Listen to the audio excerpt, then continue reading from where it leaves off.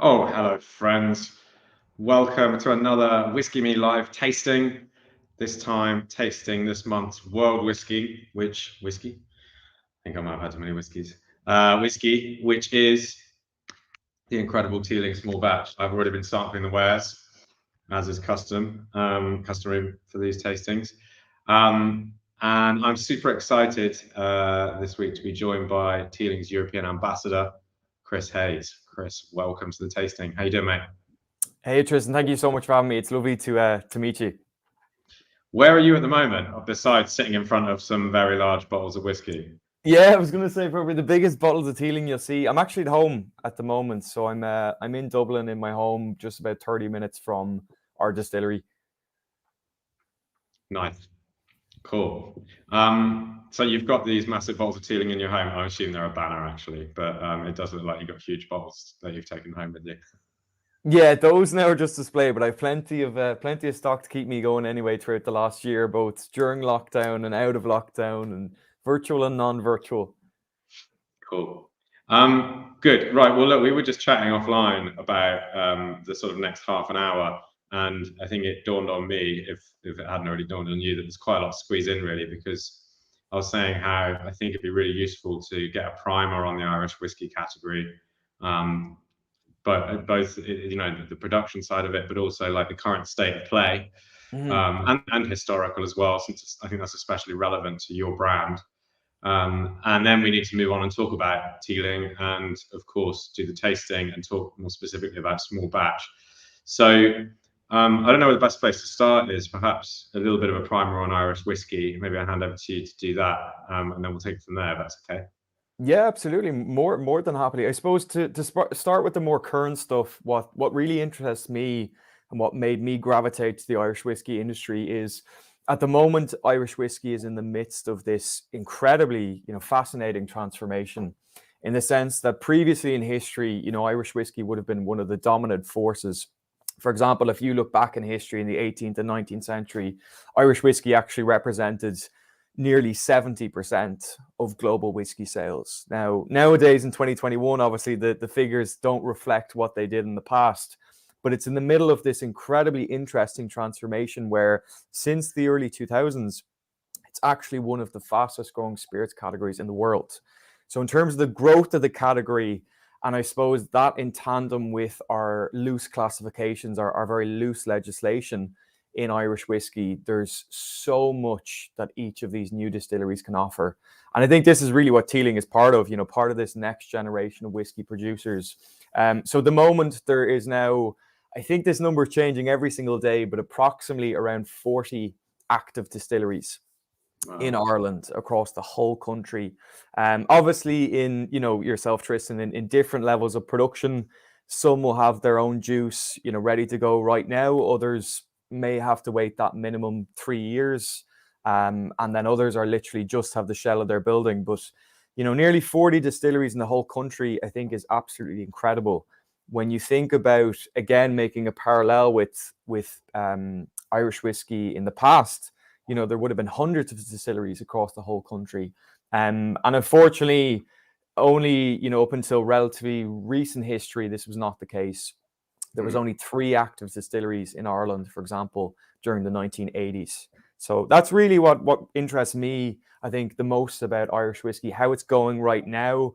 Obviously, each of the distilleries have their own kind of unique selling point and their own, I suppose, thing that they're working on, be that the wide spectrum of different grains that we have available to us in Ireland, which, birth different styles of whiskey, from single pot still, which is, of course, a unique geographically protected style of Irish whiskey, to single malt, even subcategories like, peated single malts or peated whiskey is something you're starting to see in Ireland, as well as, of course, every other stage of the process, be that if we talk about the myriad of different flavors you get from the casks or even the fermentation.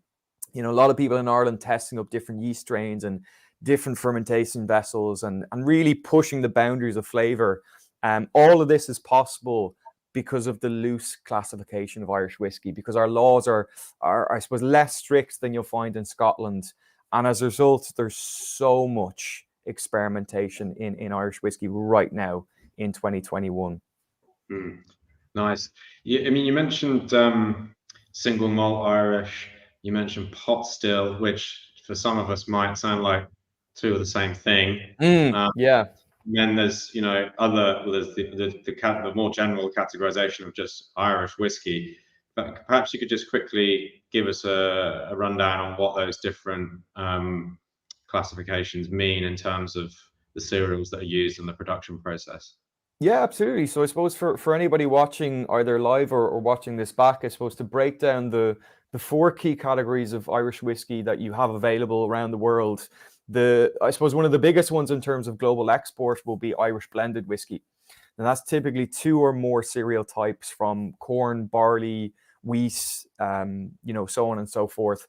Typically, a lot of Irish blended whiskey will be a combination of both corn and barley. So two or more cereal types. A lot of Irish whiskey in this category historically was bottled at 40% ABV. Of course, as we know, whiskey, as a legal requirement, has to be a minimum of 40%. But a lot of them tend to not go to that higher ABV, and it's, I suppose, one of our points of difference, which I'm sure we'll talk about later on. And typically, a lot of Irish whiskey was bottled in either bourbon, port, or sherry casks. During the maturation in blended whiskey. So that's one category. Now, outside of that, if you were to take just one of those components and highlight it, you would be leaning either into single malt or single grain whiskey. So if you ever see single on a bottle of whiskey in Ireland, or even in many countries around the world, in a lot of cases, and particularly in Ireland, single means the liquid is coming from one distillery or one site. So it's almost as if there's a full stop between those two words. Malt, of course, refers to 100% malted barley. So typically with malted barley, you'll normally have a longer finish.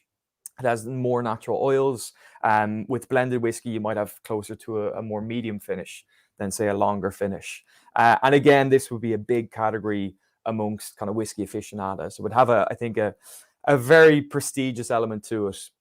If you went the other way and looked towards corn, or if you look towards, let's say, wheat, or even anything that's not malted barley, you're leaning into single grains.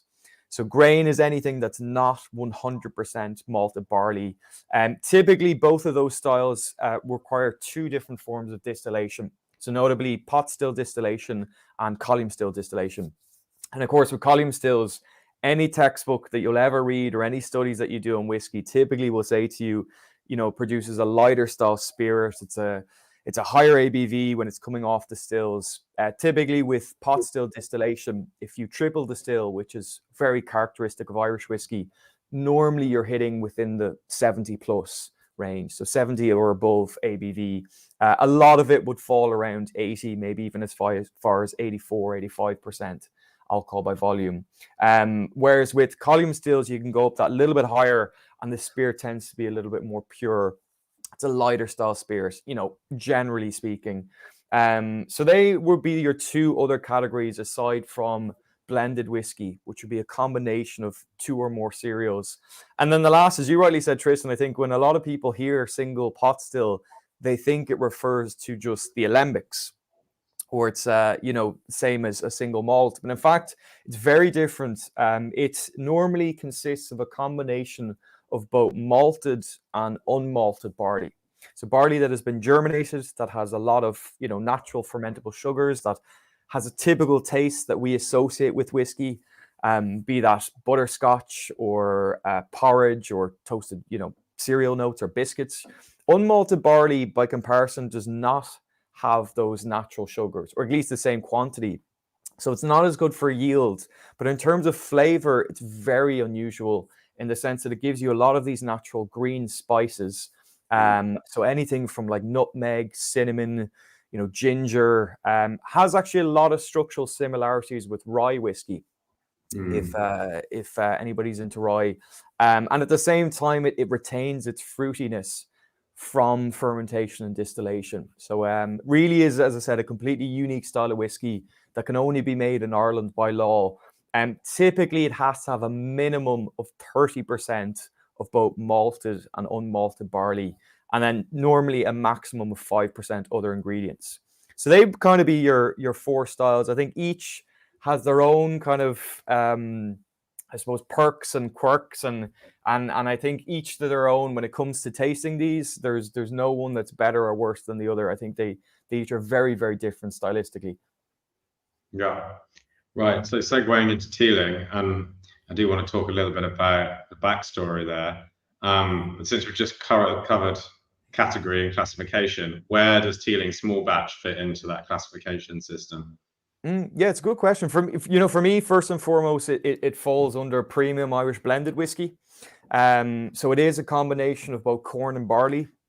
If we were to talk about just the structure, it's made up of 3 parts corn and 1 part barley.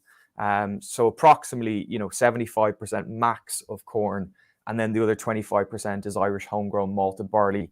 In terms of everything else, it's very much left of center. So this was, I think, the first time that Teeling very much moved away from, the traditional archetype of Irish blended whiskey. As I was alluding to with the ABV, ours is a slightly higher bottling. It's 46%. It's matured in rum casks as opposed to your typical bourbon, port, or sherry. And it's also non-chill filtered. So with all of these qualities, these are all coming back to kind of our ethos as a brand, very much focusing on flavor, constantly looking to innovate on really every single stage of the whiskey process, and hopefully create products that we, can get that resonate with modern whiskey consumers. So that would be the style that it falls under, is blended whiskey. Yeah.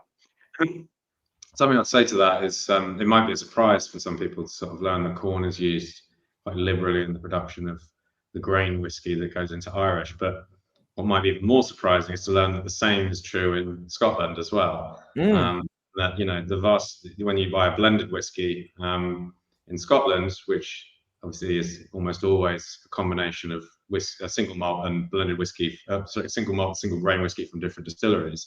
Yeah. That grain whiskey is more often than not made from corn or wheat, or actually whatever cereal happens to be the cheapest, basically.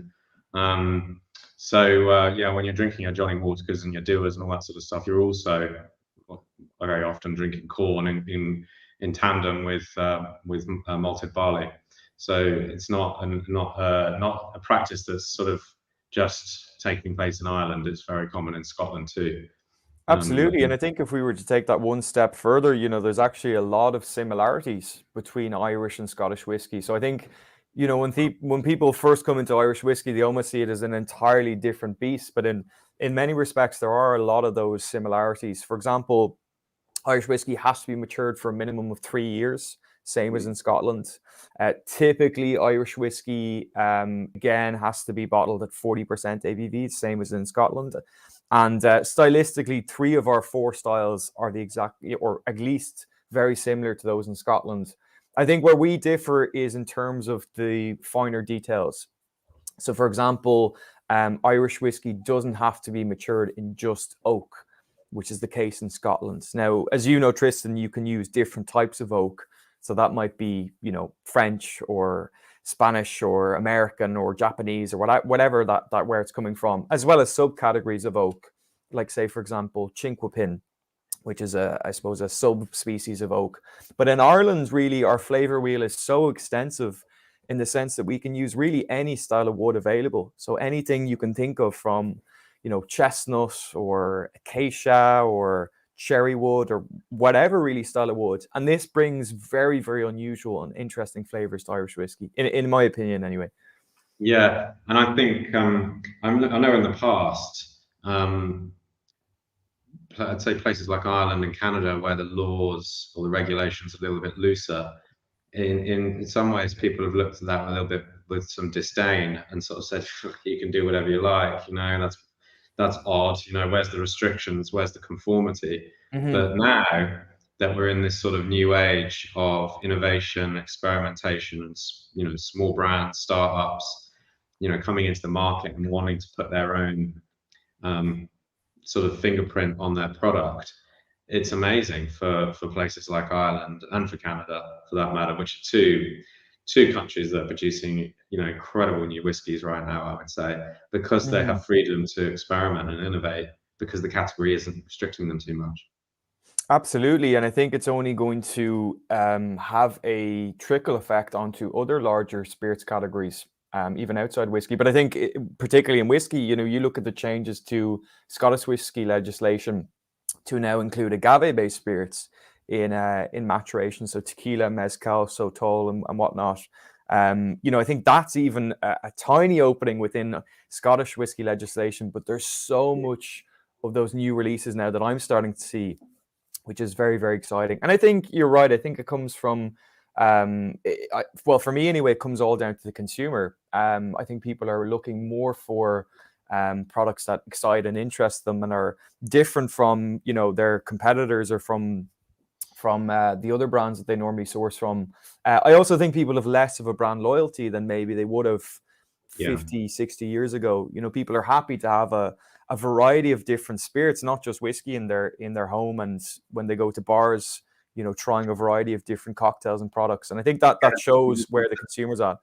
Get a different whiskey sent to them every month. Right? Yeah, exactly. Perfect example. I didn't even have to line that up with it. But yeah, you're right. I mean, the regulation change in Scotland. I think there was pressure there for that to be done because they could see that these other whiskey countries of origin were able to sort of make be a little bit more dynamic of what they're making and experiment with new flavors that Scotland wasn't able to do. So it's all good and well protecting the character of Scotch whiskey, but you've got to protect its market share as well. And I think thanks to what distilleries like you are doing in Ireland and various distilleries in Canada and the US as well, and the rest of the world. Yeah, it's sort of pushing the entire whiskey category, I mean, say spirits category forward. Absolutely. No, I think it's definitely in a new age of experimentation, which is very, very exciting to see, not only as someone working in it, but also as a consumer.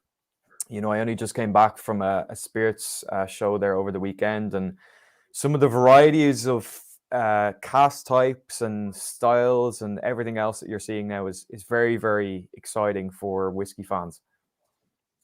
Cool. So let's talk a little bit about Teeling. Perhaps you want to give the backstory there because it's quite interesting. And then we'll get on and talk a little bit about the whiskey and taste it. Yeah, happily. So I suppose with our history, it's going to be a little bit shorter in the sense that we have only just celebrated our 6th-year anniversary as a fully functional distillery. To me, though, I still can't believe, how quickly that 6 years has gone. I've been working with Teeling now for about 5.5 years, and I can tell you it's gone in what feels like a matter of months, not years. But we set up as Dublin's first new distillery in over a century, so over 125 years, based in an area called the Liberties, which is about, I'd say, 15 minutes from Dublin city centre. The brand, it's a family-owned independent company. So it's run by two brothers, Jack and Stephen Teeling, who really their aim was to bring whiskey back to the capital. As I kind of said at the start, Irish whiskey has this formidable history and provenance that dates back centuries. And Dublin was very much part of that in centuries gone. So, for example, in the 19th century and even back as far as the 18th century, Dublin boasted 37 fully functional distilleries. Not only that, but some of the most prestigious, some of the most renowned brands in the world that we know and probably drink every day that are coming from Ireland. Originally, a lot of those were coming from Dublin. So the two brothers, they were very much looking to, I suppose, revive this long-standing tradition of urban distillation, and at the same time keep that modern approach, which of course is all embodied through the logo of our distillery. You can probably see it on any of the bottles behind me. The phoenix, the idea of it rising out of a pot still, is very obviously symptomatic of something modern and new. But the pot still then is very much representative of tradition. So we are, of course, a premium Irish whiskey brand. We've won now over 300 international awards since we've set up as a company. So although we're quite small and young and new, I feel at least started to cement our position, not only in the Irish whiskey industry, but also on the global whiskey stage. It's a very, very fast moving Irish whiskey brand.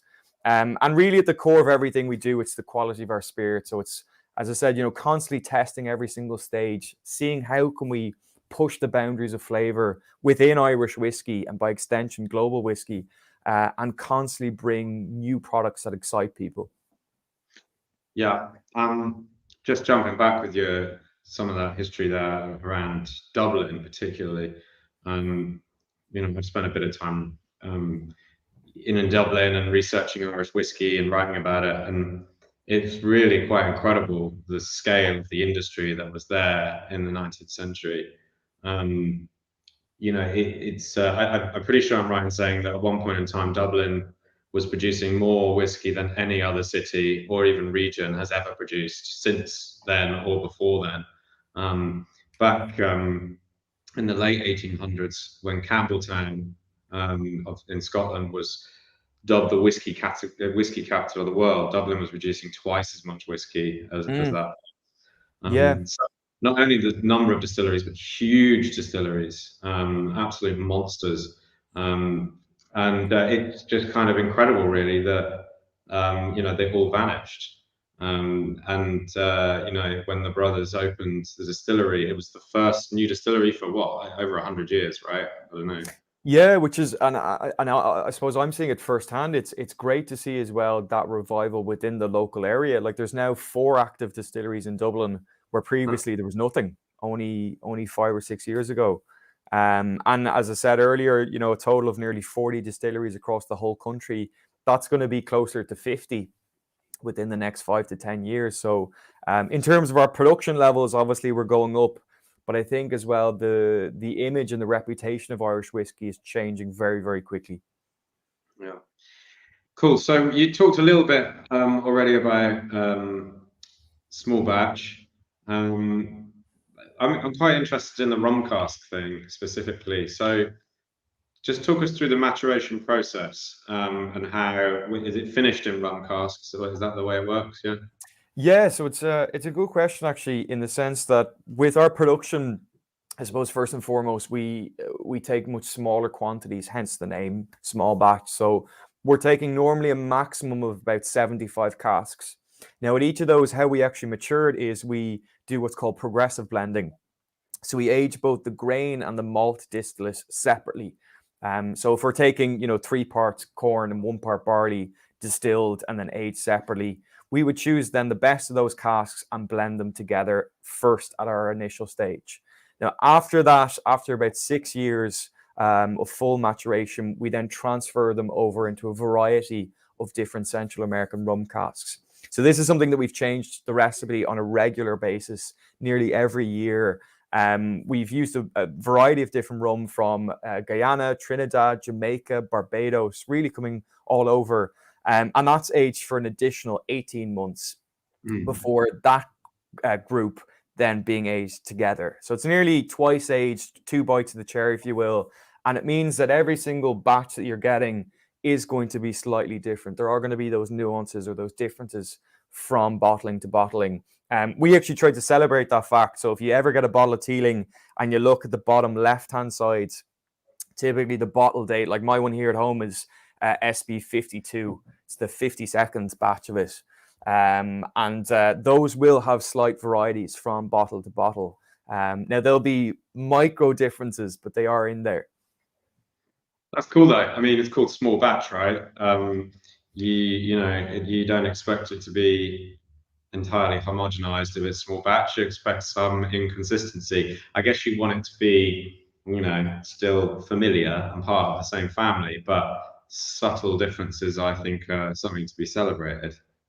Yeah, I think you're right. I think small batch kind of embodies the idea of that differences. It is a little bit like craft or boutique or artisanal. It is one of those kind of loose terms that is not classified enough. And the thing that we do to try and get that consistency is we actually have, I suppose, what will be your master batch to reference to. But by no means are we sticking to a specific age or a specific maturation period.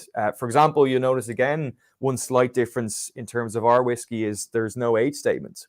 On the flagship of Teeling, which again will be quite different most Irish whiskey, again, historically would have an age statement. We wanted to move away from that and more focus on obviously what's in the bottle and Yeah. celebrate those differences. So it wouldn't be doing justice, say, if the liquid was slightly older or slightly younger, if we were to just home in on, let's say, 6 or 7 years old. But the whiskey itself is typically up as far as 6 years of what we age it for, and then an additional kind of 12 to 18 months in rum casks. Have you tried it? I meant to say, have you tasted it? Been drinking it constantly for the Oh last yeah, 4 years. I'm very slow. I didn't even notice. What do you think of it? Almost run out. Oh, I like it. I just think it's so easygoing, and I think it strikes the right balance between being a whiskey that you can quite happily sit down and sip, but also very mixable as well. And I think part of the reason for that, well, part of the reason for that is because it's Irish whiskey, Irish blended whiskey, and that's inherently an extremely mixable spirit, great with Mhm. soda water or long, because that lightness and delicate nature of the spirit just works well with bubbles, in my opinion.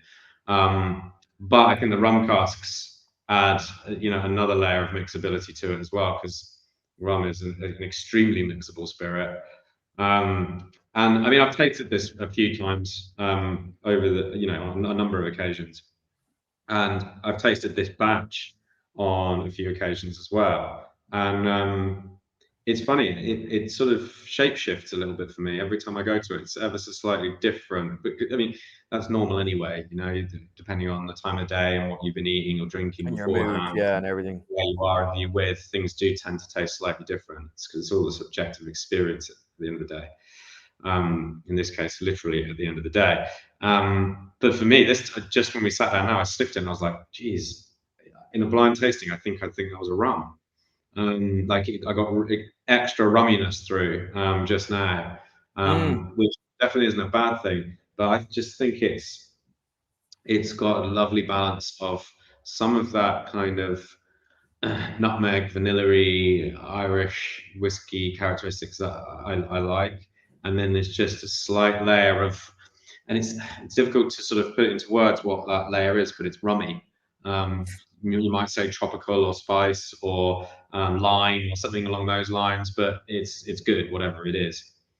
Yeah, no, it's very kind of you to say, and I think it does speak volumes for the brand. I often say to people that at Teeling, although we've got 150 plus different expressions in our warehouse, like we wouldn't have any of those if it wasn't for the innovation that we first did on this release. Mm. This is the first time that we moved away from that kind of traditional archetype of Irish whiskey. I think what also works for it is there is that kind of element of familiarity. As you rightly said, there are those typical Irish whiskey flavors, the high esters, the ripe fruits, the apples, the poached pears, the cinnamon, the nutmeg. But then there's just that little bit added on. Now it's not, I think, full experimental. It's just that enough to make you kind of curious and go back and taste it more and more. And I completely agree with you on the mixology side. I think it's an incredibly versatile spirit for all categories: spirit forward, sour, tiki, hot drinks, cold drinks, long drinks. Really kind of ticks all boxes. I also personally love to use it cooking. So something I've not just done in lockdown, but also kind of before that. Typically desserts. Luxury that the rest of us who don't get free stock I was have gonna fun. say, yeah, although typically now it wouldn't be the whole bottle we'd be putting in, just a small amount. Um, so yeah, if you've Yeah. never tried it, I definitely give either whiskey brownies or whiskey apple tart a crack, Christian. When you do get a chance. Apple tart, I think, would be a great shout. I mean, the tasting notes we put on the packet were nutmeg, pear, and vanilla, um, which I think probably I mean, it is all of that, and that none of those things are unusual for an Irish whiskey. But I think there's certain elements there that just elevated that little bit more thanks to those Mm, rum casts. I mean, nutmeg is pretty well present in rum too. And I think that in particular has been sort of amplified by those casts. But like you say, it's not wacky and weird. There's an affinity there between those rum casts and the whiskey you're making, mm. which is good. I think that's what you want really. It's all good and well using experimental casks, but then if it tastes sort of weird, and obnoxious. Like, you know, when you get these overly hopped IPAs, you can, you know, one sip sort of tastes quite interesting, but half a pint is more than enough, and you've kind of got a And you're headache. going, God, I can't believe I paid X amount for this. Yeah. I also think the high ABV is what really, helps it. Like it's what makes it stand up in mixed drinks. It's what gives you that kind of bigger mouth feel and that really thick texture when you're drinking it neat. And it also allows that extraction from the rum to come through much more prominent. It is only 12 to 18 months, but with 46%, you do get all those tropical notes like papayas and rum raisin and mango, and that's coming through, I think, from the higher ABV as well, without having it to be, overly powerful. Yeah, sure.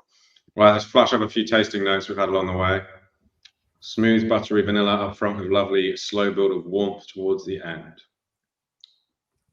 Nice. Fruitcake, but with marzipan icing.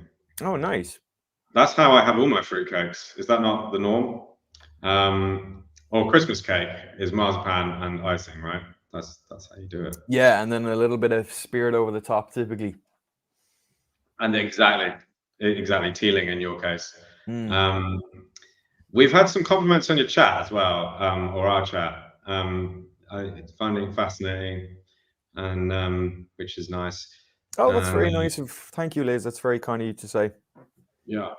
And that's good. If anyone got any questions, then do throw them up now because we're going to finish shortly. And so this is the last chance to throw any questions at Chris. I think I first heard this around 5 years ago when I was unfamiliar with Irish whiskey and assumed it was a long-established brand then. Amazing to realise how new it is. Great jam. Sanj. Yeah. Yeah, cheers, Nice. Phil. And I think it's funny, isn't it? Like in one sense, as I said, the years have gone by so quickly, but it feels like Teeling has been around forever.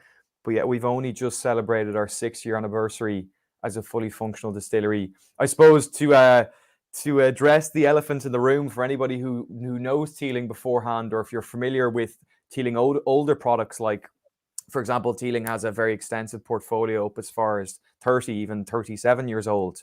But we only set up as a company in 2012. So we first started distilling in the 1980s, where the family worked at another distillery called the Cooley Distillery, which was run by John Teeling. Lovely, lovely gentleman, and arguably rose Irish whiskey up on his shoulders with some of the giants that were around at the time, both Irish distillers and Bushmills. And he eventually passed down the company to his two sons, Jack and Stephen Teeling, who decided to venture off on their own. Now, they sold that company in 2011, but decided to keep approximately about 16,000, 17,000 barrels to set up in Dublin. So the good news is if you're into more age statements and that's your thing, which is absolutely perfectly fine, I think there's enough variety within the Teeling portfolio really to tick any boxes. As I said, those 4 styles that we talked about, but also pretty much any age statement under the sun. Yeah, I've got a couple of old Teelings in my cabinet back there, actually. I think I've got a 24. Oh, yeah?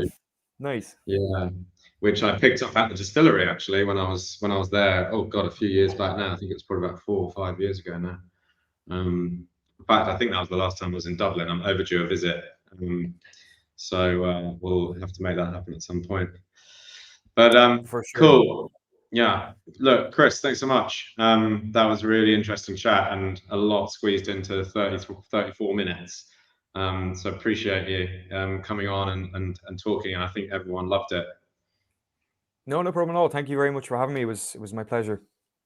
Cool. And thanks everyone for tuning in. We will see you roughly the same time next month for our next World Whiskey Tasting, and of course the Scotch Whiskey Tasting if you subscribe to that as well.